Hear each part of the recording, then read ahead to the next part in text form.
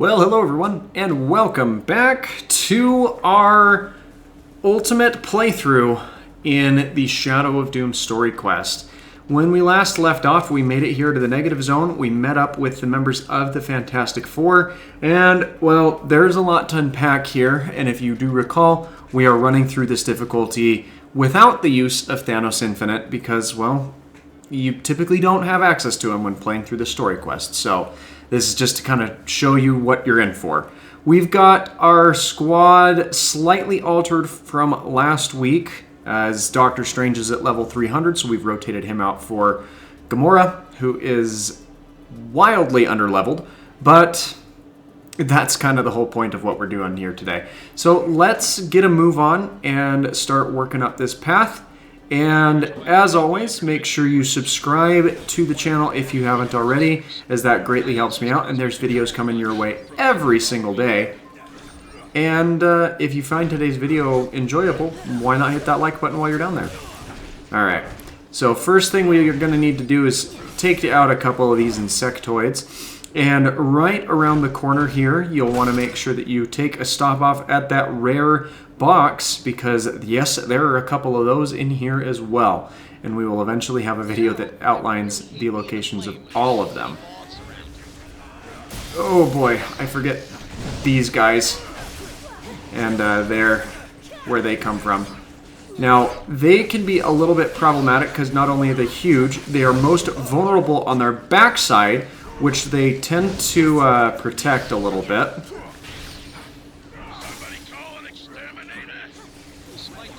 And oh gosh, there's more of them coming in here. But they take up a lot of space. They tend to protect their backside, which, can you blame them? But yeah, they can be a little bit of a pain to take down if you're not adequately equipped or don't know how they work. Also, their attacks where they leap up into the air can be a little bit much to have to deal with, and they, you know, spit acidic vomit everywhere. So that's also no fun. But we've just about got these guys down, so there's just one other thing we need to do. It looks like both of them went down about simultaneously there.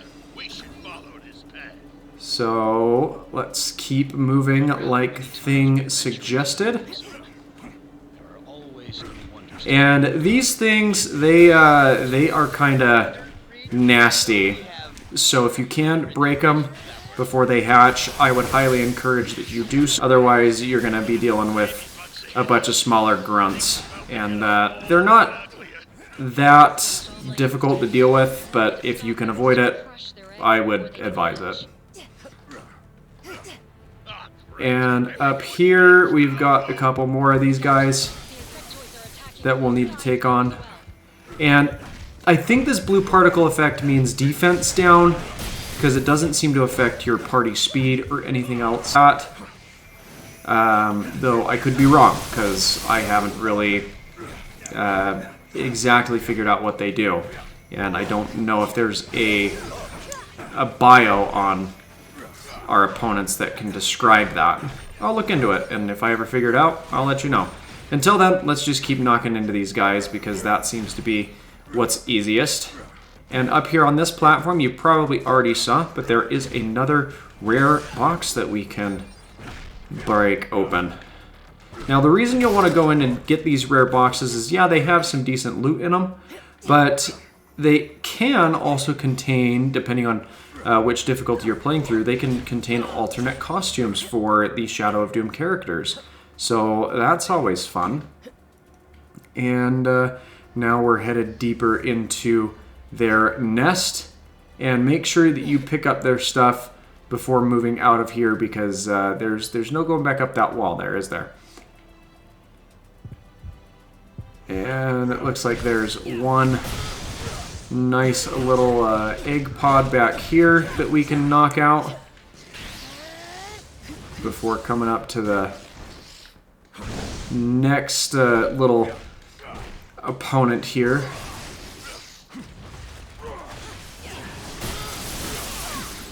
you'll want to roll out of the way of that before he comes down on top of your head. I could use my extreme attacks, but we are going to have a larger conflict here in just a bit that I want to hold on to that for wherever, or should it be possible for me. Let's layer into this guy with a couple more of our attacks. And it looks like we are going to have to at least stagger him out one more time.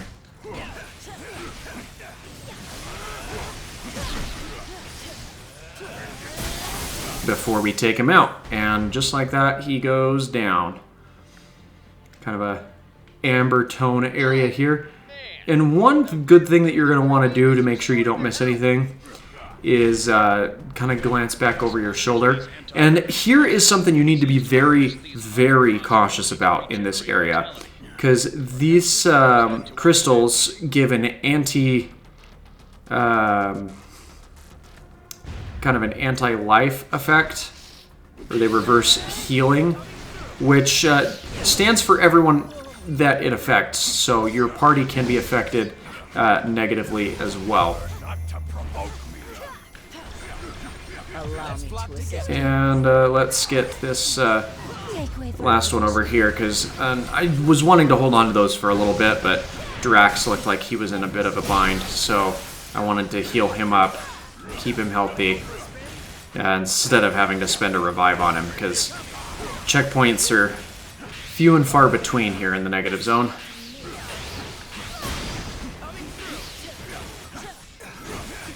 And looks like we're going to take him out. One more heavy attack from Drax ought to do it there. Nice work there, Falcon. And up the rock stairs we go. Falcon probably could have handled that a little bit easier by flying. There's, I think that's the accelerator that Reed was talking about. Or it looks like the wreckage of something. There it is. I've been constructing my interdimensional bridge. Once it's fully powered, it should return us safely back home. And here is a large combat arena, which means that there's going to be some nasty opponents. And yeah, just that, because there's these big insectoids that spit this acidic vomit everywhere, and it lingers and causes a bunch of issues for us.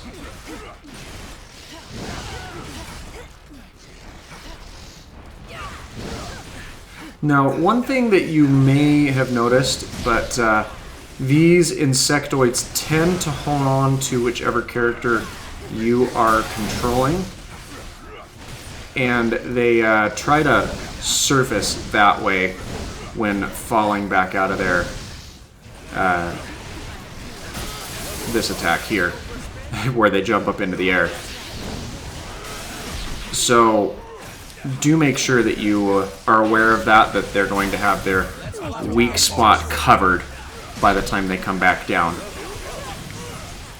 And again, didn't want to expel my extreme attacks, but I needed to for the sake of keeping the party healthy heading into the next fight. There we go. Purple ISO coming out of that guy.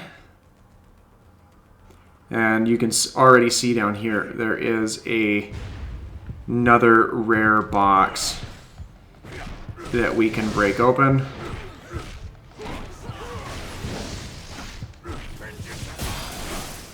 And it looks like we just barely managed to break through on that.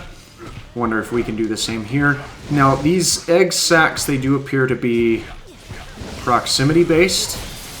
So you can stave off them cracking open if you play your cards right. But oftentimes they're positioned in areas where you're conducting battle anyway, so they just get activated based off your proximity. I would switch over to another party member.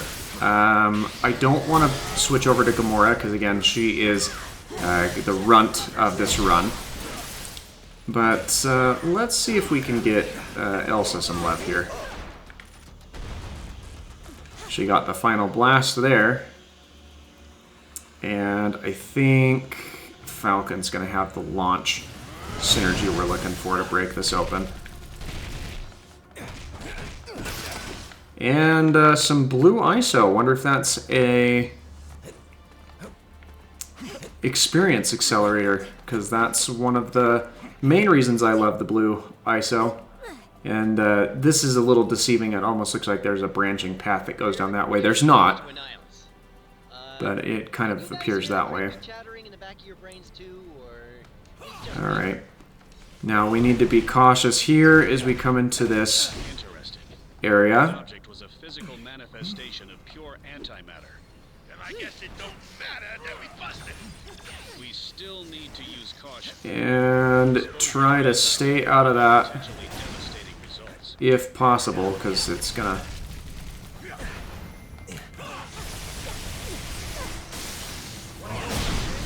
There we go. Layer into this guy. Falling aerial again. Yeah, Falcon lays down some decent covering fire with his aerial attacks, but they're not the greatest in terms of overall damage that can be dealt. However, we can finish these guys off decently well. And the other thing about these insectoids is they will only heal when they choose to feed on this. What would you call it? Is it like a... I don't want to call it like a milk, because I don't feel like that fits the descriptor. At least not accurately.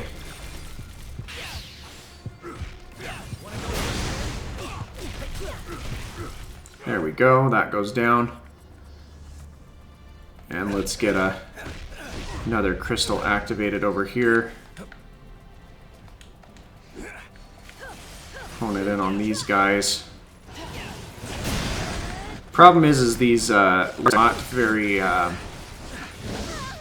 mobile, so odds are when you use one of those antimatter crystals, you'll just kind of be left in the general area of effect that the antimatter has been equipped to while you're combating against these guys.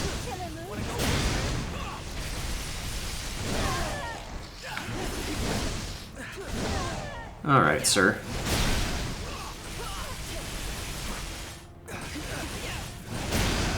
Ooh, that actually does some decent damage onto both of these guys.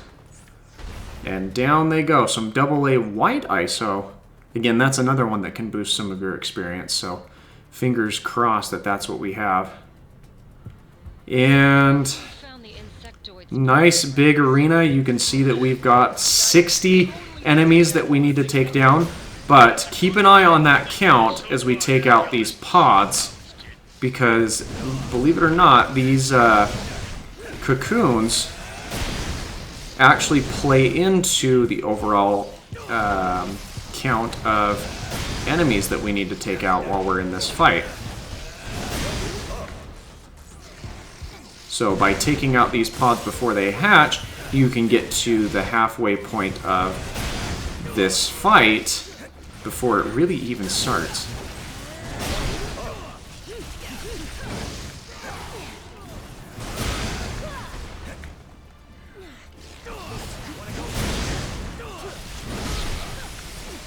Oh, come on.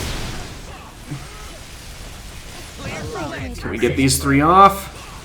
I think we can, and that'll summon in a couple of more opponents for us to conduct battle against.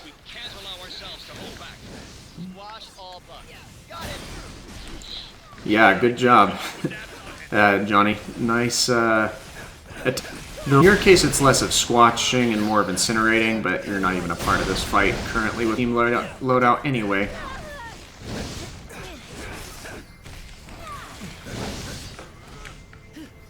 Come on, Falcon. Let's get down on the ground where we can actively contribute to these fights. That's going to be it for you. We're probably going to have at least one more of those guys that comes in. And by at least one more, I mean definitely two more.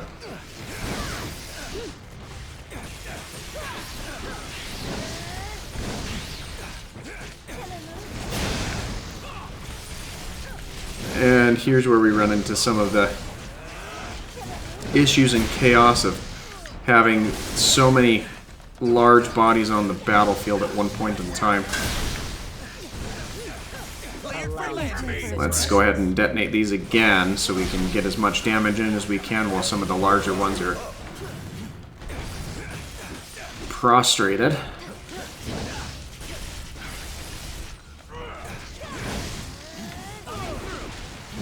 And also so we can, you know, hold on to some of our health, because that's fading from us rapidly here.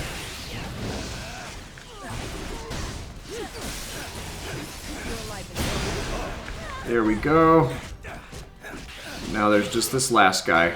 Well, and his little crony over here. Actually, no. There's one other guy over here in the corner that we can take care of while the rest of our party conducts up close and personal combat. Let's switch back over to Drax. He's doing a little better on the energy point front. And we can layer into him with a couple of our abilities right before we go into the main boss fight here in a moment.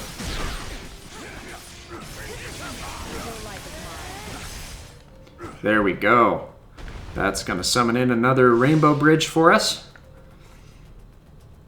And I think that's it. There might be a couple of odd and end enemies that are right here off the top, but other than that, I think we're just headed right into the Annihilus fight. Yep, there he is. Poised and ready to go. I actually really do enjoy this combat segment here. Once we have consumed you, we will devour your dimension for dessert. Now, that attack where Annihilus kind of winds up and then lunges forward, you want to be careful with that, because he can and will knock you down and deal a large amount of damage to you. I think it's like a chomp type attack as well. Interesting thing here as well is Annihilus and his opponents cannot deal damage to the environmental objects. And there you go, you see Elsa got caught up in that chomping attack. And we just barely missed out on having him hit it again. Now, if you ever see him kind of collecting himself, that means that he is poised to heal. And that is a key indicator for you to get near one of these antimatter crystals. I think he's more prone to do it in the latter sections of the fight, but I could be wrong. But you can see he has that kind of that yellow beam coming off of his cosmic control rod. If he stands a little more stationary or stationary for a longer period of time, just know that he is readying a self-heal effect. And that is your key to grab that antimatter to reverse the effects of said heal. Here we are. Section 2 of our fight.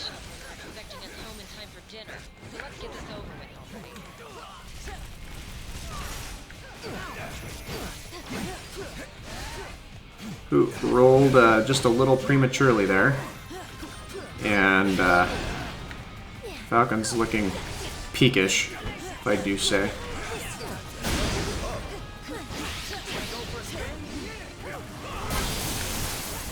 Ooh, that's a big area of effect that I think just gives you a status effect. Okay, we're going to get his lightning beam attack that comes out off the front. But you should see, well, maybe you'll see his healing effect here.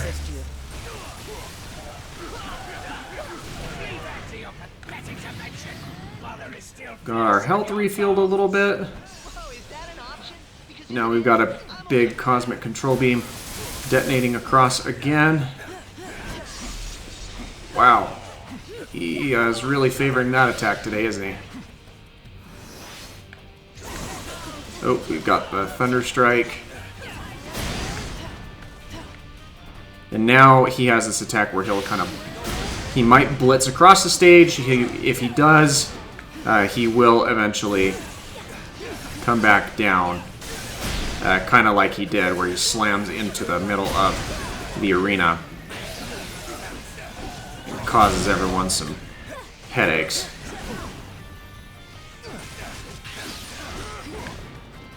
Pounding into some of his little insectoids should give us some of our energy points back.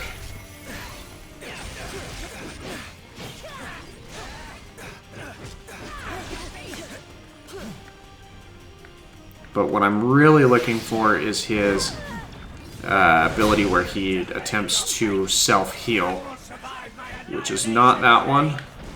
If you do happen to get caught up in that attack, I recommend that you move or switch over to a different character, as characters not controlled by the player do take reduced damage. So that is an important distinguishing factor to remember here.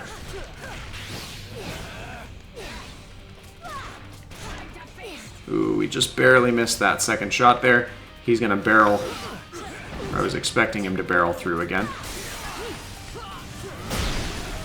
And we actually might get through this fight without him attempting to auto-heal, which I wouldn't complain about, but I do kind of hope that he does so we can show you what that animation looks like. Oh yeah, he can curve that dash as well.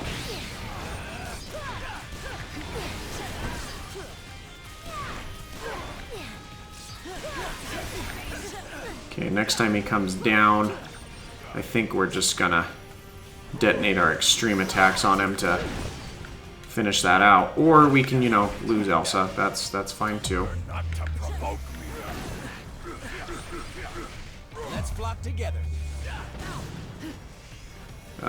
He's dashing around all of my teammates, not giving me a chance to detonate my extreme attacks for maximum efficiency here.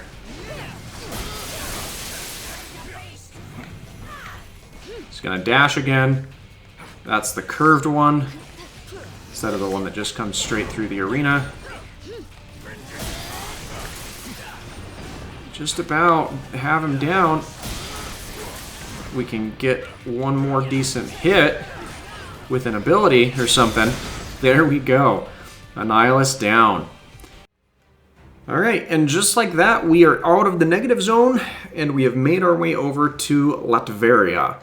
But that's where we're going to pick up in our next episode, so make sure you check back for that in a week on Monday. I feel like this is a good pace to do these type of episodes at. In the meantime, make sure you check back tomorrow for the culmination to our Miles Morales playthrough, because the grand finale for that's taking place tomorrow. And we also have the Doctor Strange Ranked and Reviewed video coming to you on Wednesday. So hopefully you're looking forward to that as well. So thanks again for watching, and I hope that you have a great rest of your day.